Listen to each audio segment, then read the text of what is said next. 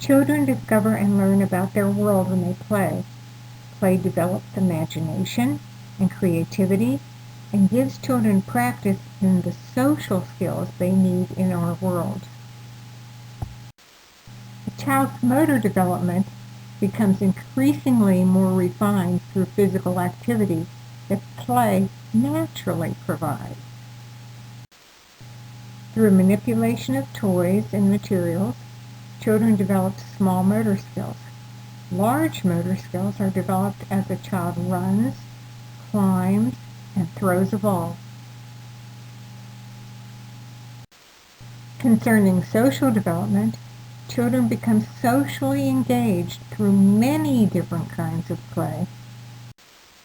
By playing with one another, children learn social rules, such as waiting, taking turns, cooperation, and sharing things. Mildred Parton categorized social play, that done with others, into 6 categories. The first type of social play is unoccupied play. The child is not playing with anyone or anything. He or she is standing or sitting without doing anything observable. Despite appearances, this is definitely play and setting the stage for future play exploration. The next category is solitary or independent play.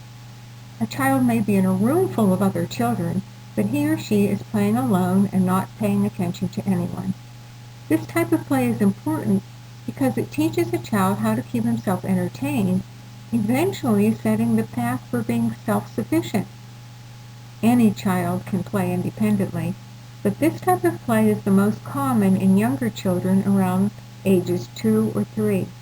At that age, they're still pretty self-centered, but lack good communication skills.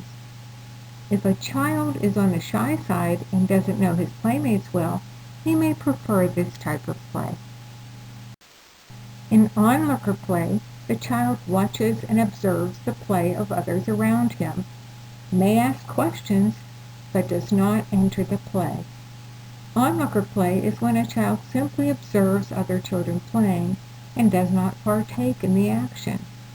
It's common in younger children who are working on their developing vocabulary. It could be that the child feels shy, needs to learn the rules, or maybe is the youngest and just wants to take a step back to observe for a while. Parallel play or parallel activity is a term that was introduced by Mildred Parton in 1932 to refer to a developmental stage of social activity in which children play with toys like those of children around them, but are absorbed in their own activity and usually play beside rather than with one another. This is typical 3-year-old behavior. Children having fun, playing side by side in their own little world. Despite having little social contact with their playmates, children who parallel play actually learn quite a bit from one another because even though it appears they aren't paying attention to each other, they truly are and often mimic the other one's behavior. As such, this type of play is viewed as an important bridge to the later stages of play. In associative play, 2 or more children are playing the same game, talking with each other. They may share material, but they are not working together to create something or connecting with one another. Think children building a city with blocks. As they build their individual buildings, they may be talking to one another and engaging each other. This is an important stage of play because it helps little ones to develop a whole host of skills. Socialization, what should we build now?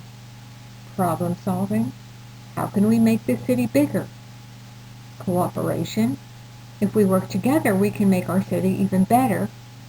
And language development, learning what to say to get their message across to one another.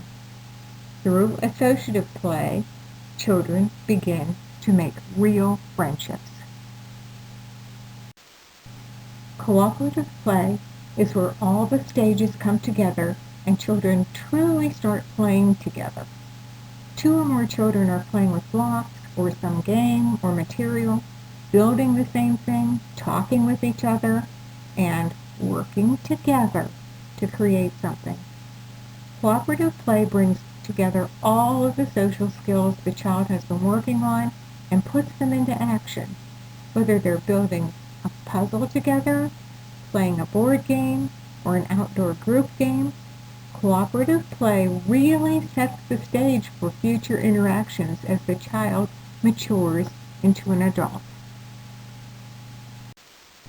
While these stages are important and necessary for a child's social development, there are other types of play that also contribute to a child's maturity. These types of play usually develop as a child begins to engage in cooperative play. They include the following. Let's pretend. Symbolic play also occurs when a child pretends that one object is another. For example, a block is a car or a phone. According to Vygotsky, pretend play, especially social, aids cognitive development and understanding of the world. It is creative and can be physical, like pretending to be an animal, and social, good for language development. Many kids love to play dress-up. How about doctor, or restaurant, or superhero? This type of play not only gives a child's imagination a workout, but they learn how to take turns, cooperate, share, and work on language. Growth and fine motor skills really come into play here, whether the child is throwing a ball or riding a bike. Physical play encourages kids to be active. By age 4, children typically engage in constructive play, which involves manipulating objects to produce or build something. For example, Legos, puzzles, and so forth. Whether it's a board game like Chutes and Ladders or playing on a local soccer team, the child is engaging in competitive play, setting agreed-upon rules or limits, following established rules, taking turns, and functioning as part of a team are the big lessons taken from this type of play. Children sometimes need guidance, though, about dealing with both winning and losing. I'm sure by now you're getting the idea.